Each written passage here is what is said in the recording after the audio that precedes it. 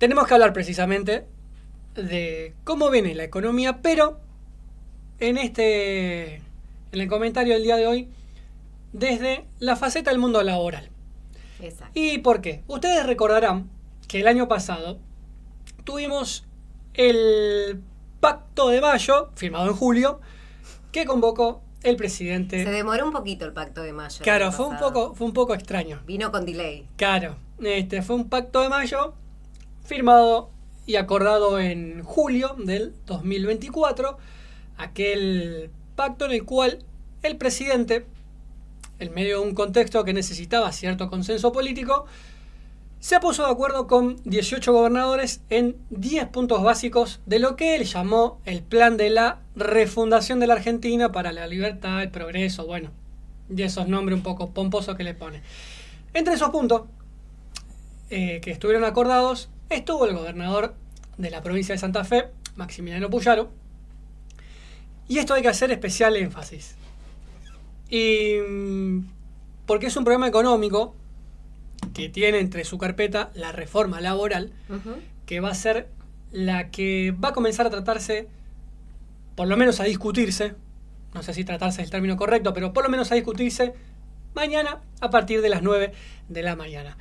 ¿Por qué? Porque este Consejo del Pacto de Mayo va a tener su primera reunión después de un año, mañana.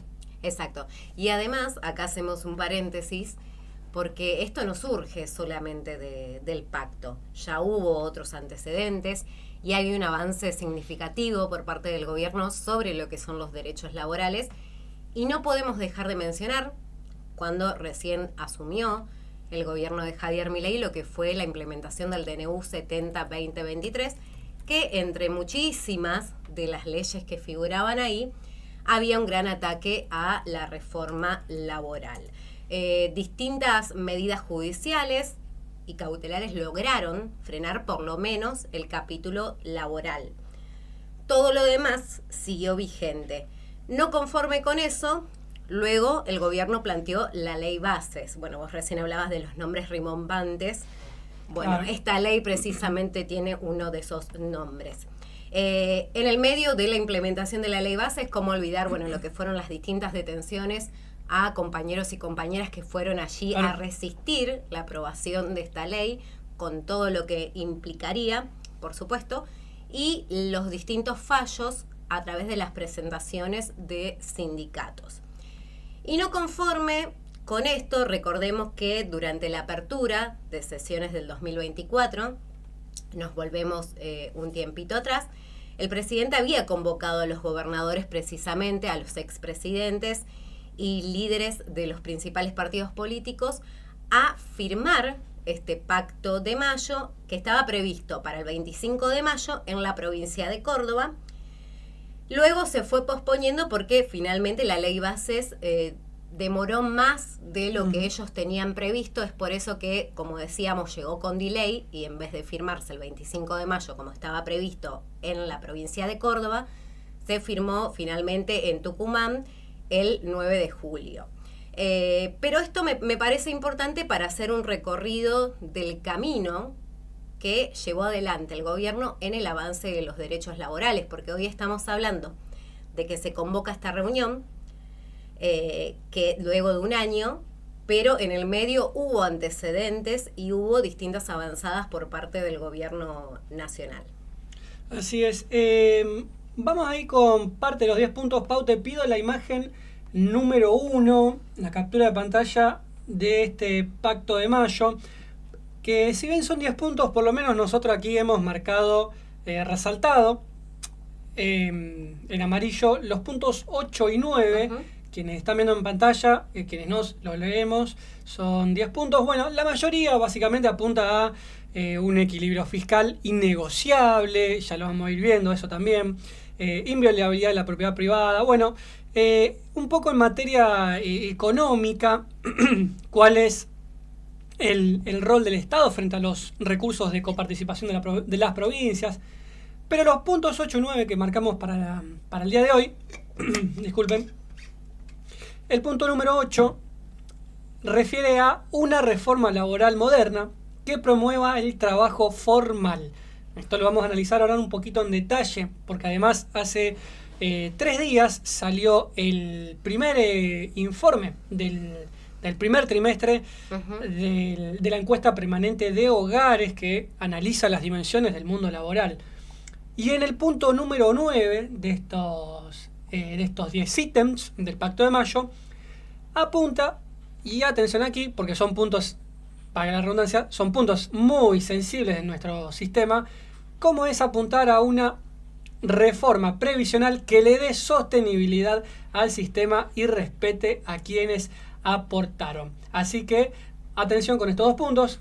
El punto número 8, reforma laboral moderna. El punto número 9, una reforma previsional que le dé sostenibilidad al sistema y a quienes aportaron.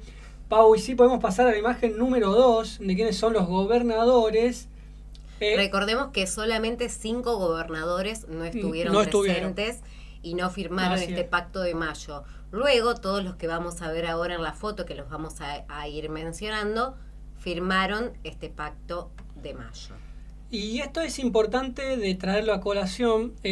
No es que estamos haciendo, en ningún scratch ni nada, sino que en realidad estamos informando de quiénes están suscribiendo a esto hoy en día.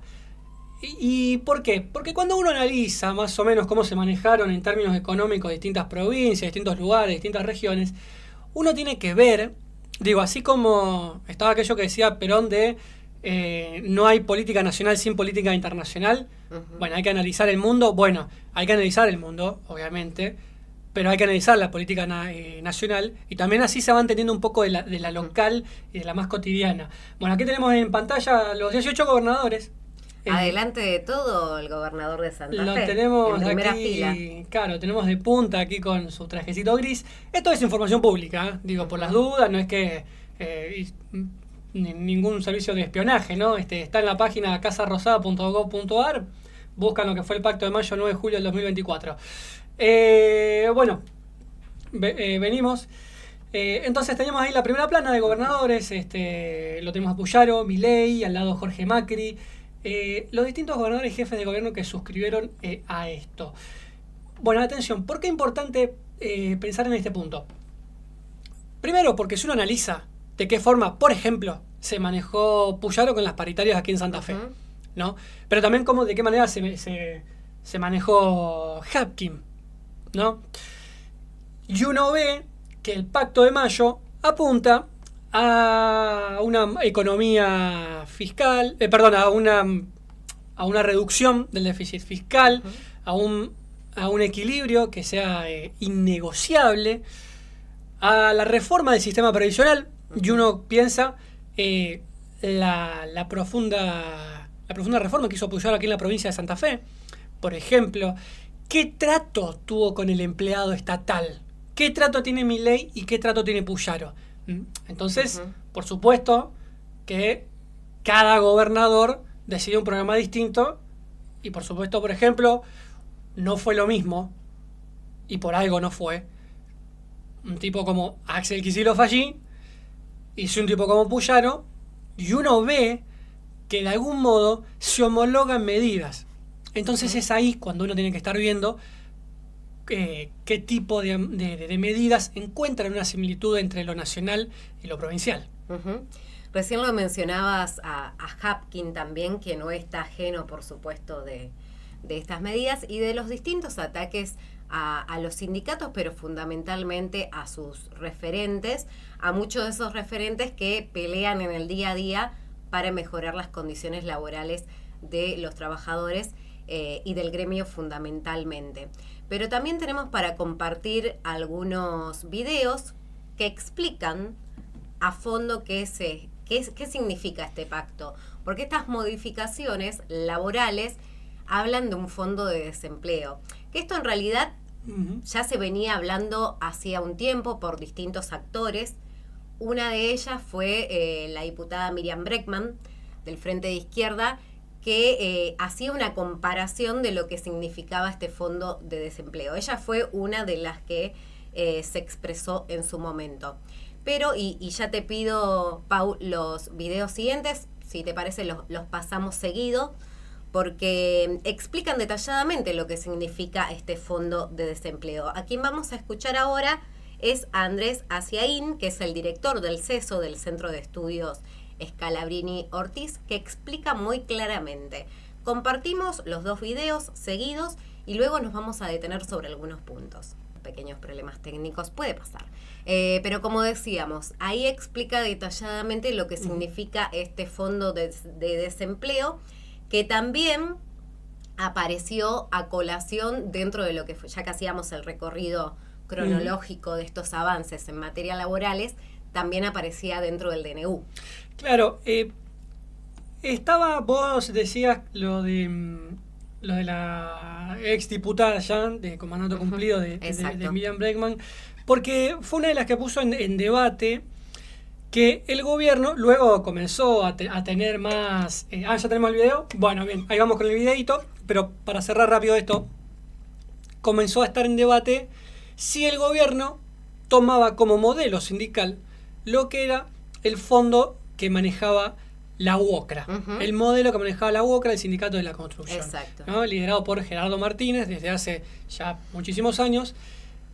¿Y por qué al gobierno le interesaba el modelo que tenía la UOCRA? Bueno, Andrés Aciaín, ¿no? El director del CESO que bien mencionabas, Noé, lo explica en estos videitos que ya los vamos a escuchar y continuamos con el análisis.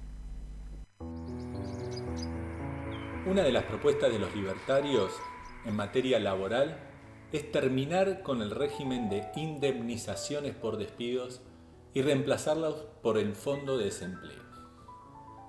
¿Qué es el fondo de desempleo? Bueno, es una forma de administrar los despidos que ya se utiliza en la Argentina en un sector específico, la construcción.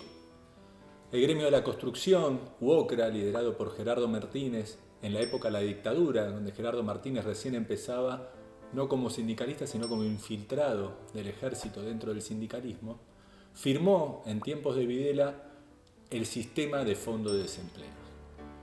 Este sistema funciona con aportes mensuales, en el caso del convenio de la UOCRA, equivalen al 12% del salario que tiene que aportar el patrón el primer año y baja al 8% del salario a partir del segundo año.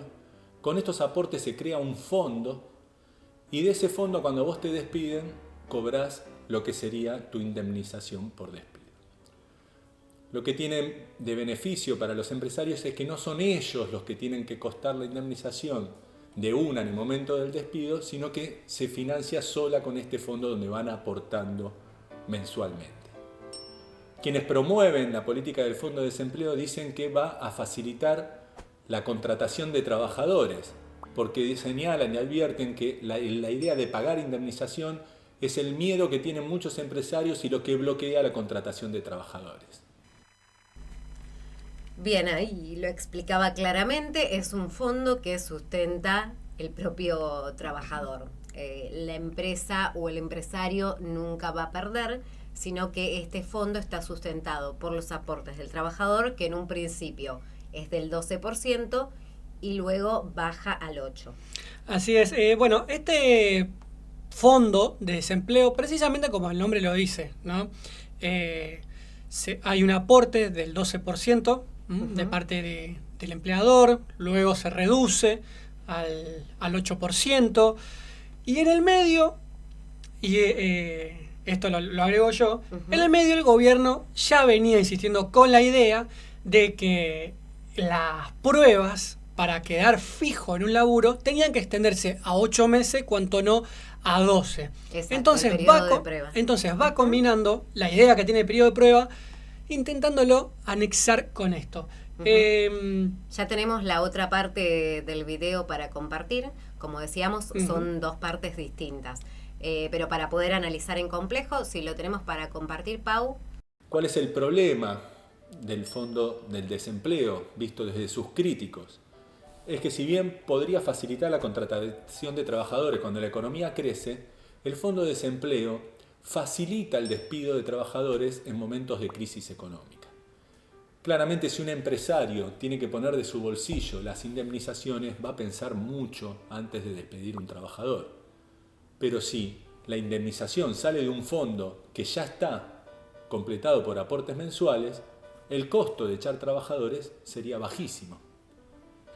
Ejemplos de eso ya funcionan en la economía argentina. Durante la pandemia, por ejemplo, el gremio de la construcción fue el que tuvo más despidos de todos los sectores, incluso superando hoteles y restaurantes, que eran en los más afectados por las medidas de restricciones al movimiento durante la pandemia. Por otro lado, mensualmente los empresarios tienen que hacer aportes para el fondo de desempleo. Todavía no está claro si Milei quiere proponer como en la UOCRA, que los aportes salen del empresario o salen del bolsillo del trabajador. Pero en los hechos, salga de donde salgan, implica un incremento en el costo laboral en el corto plazo. Es decir, empresas que le van bien, o empresas que le van más o menos, o empresas que le van mal, todas las empresas van a tener que no disminuir sus costos laborales, sino incrementarlos cuando se implementa el fondo de desempleo. ¿Es una propuesta que beneficia a los empresarios? Puede haber algunos a favor y otros más en contra, sobre todo de acuerdo a los vaivenes que tienen y la capacidad para cubrir indemnizaciones. Pero claramente a los que sí benefician es al grupo de bancos y financieras que administraría estos grandes fondos de masas de dinero que tendrían que pagar los empresarios mensualmente con sus aportes y obtendrían ganancias financieras. Incluso se comenta que una de las formas de tentar a los sindicalistas para que renuncien a la defensa de las indemnizaciones y apoyen el fondo de desempleo es hacer partícipes de este negocio financiero y de sus comisiones a los propios sindicatos. Bien, sobre esto último nos queremos detener, porque lo que detallaba Andrés es que se comenta que una de las formas de tentar a los sindicalistas es precisamente hacerlos parte. Y hay uno de los puntos que señala este Pacto de Mayo que precisamente dice que el organismo estará compuesto por un presidente del Consejo de Mayo, por un representante del Poder Ejecutivo Nacional, un representante de la Cámara de Diputados, uno de la Cámara de Senadores, un representante de las provincias, atención acá, un representante de las entidades gremiales, precisamente esto que explicaba claramente Andrés, y un representante del sector empresarial. Esta es la manera de tentarlos y de hacerlos parte, que, no es algo menor. Ahora, quieren que les spoilee algo. Casi como que veo el futuro. Claro, no hace falta ser un adivino, ¿no? Pero, ¿cómo esto el gobierno lo va a disfrazar si llega a avanzar en este tipo de cosas? En que acá hubo consenso, claro, ¿no? Entonces, como bien explicaba Asiaín, el consenso de avanzar en la pérdida de derechos laborales y maquillado de un mundo laboral moderno, maquillado de un sistema previsional justo donde aportaron los que realmente se lo merecen. ¿Y qué discusión va a tener esto? Decirle a la sociedad, miren cómo los sindicatos se modernizaron, avanzaron, dejaron de joder con las paritarias que son viejas y se pusieron de acuerdo con el mundo empresarial, ¿no? Bueno, a este paso, en Argentina en los 90 fuimos a las AFJP. Pero te pido, Pausi, la siguiente captura de pantalla, el número 5 de la encuesta permanente de hogares, porque esto no se está dando en cualquier contexto. Hace tiempo venimos hablando de trabajadores pobres, de un sector informal, de que en Argentina no falta cultura del trabajo, sino que en Argentina sobra, y lo hemos expuesto de distintos informes de gente que labura de 2, 3 o hasta de 4 cosas. Faltan condiciones adecuadas de trabajo. Claro. Y entonces, ¿en qué momento viene a reactivarse este Consejo de Mayo? La encuesta permanente de hogares, que salió hace 3 días y evalúa el primer trimestre del 2025, evalúa muchas dimensiones. Nosotros acá trajimos una en particular, sobre un universo de casi 30 millones que se hace este estudio, da que dentro de la población ocupada, al 44,4%, lo que se destaca es que la tasa de informalidad es del 42%, si lo vamos diseccionando, ¿no? Y que el 72% de esos ocupados son asalariados, que el 36,3% no cuenta con descuento jubilatorio, no aporta a su futura jubilación, es decir, son informales. Y dentro de esos asalariados informales, el 17% realiza sus propios aportes. Un cuentapropismo, informalidad y cero aporte a tu futura jubilación. Por otra parte, continúa este punto que elegimos para el día de hoy.